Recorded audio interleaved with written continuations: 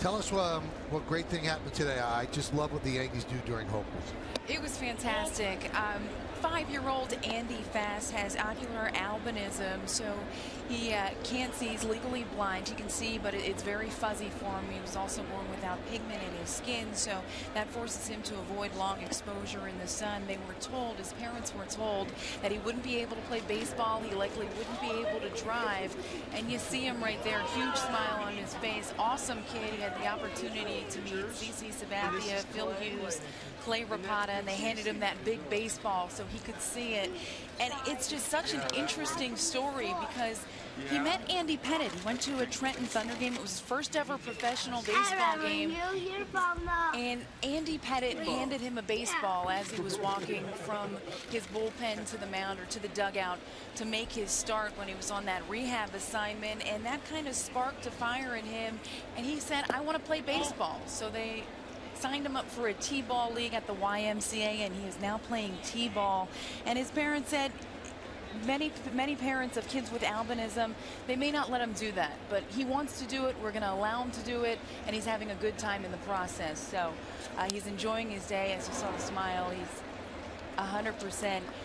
One of the best days of his life, extremely happy. And there's the photo right there of him at Waterfront Park in Trenton, Andy handing him the ball.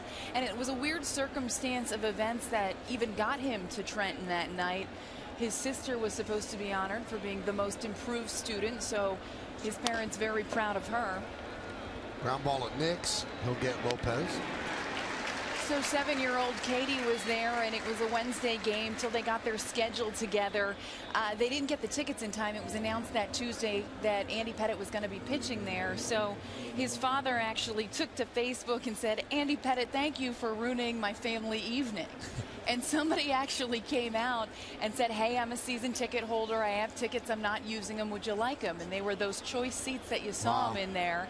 So they went to that game, got the ball, and then a family friend waited for Andy after the game and said, you handed little Andy this ball. Would you mind signing it for him? And Pettit actually signed the ball.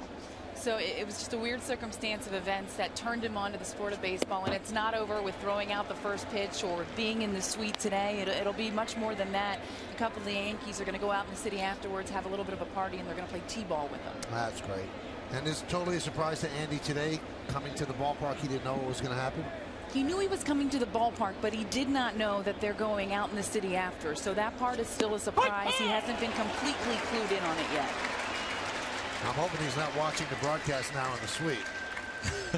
Well, I didn't tell you where he's going, okay. and I got to tell you, he's an extremely active 5.5-year-old. So I was up in the suite earlier. I had the opportunity to meet him. He was running all over the place. Was excited that his dad was letting him eat pizza and fries outside, watching all the going-ons on the field with the Cleveland Indians taking batting practice. So I highly doubt he's sitting there watching the TV, listening to our broadcast right now. That one has popped up off the bat of Shelley Duncan.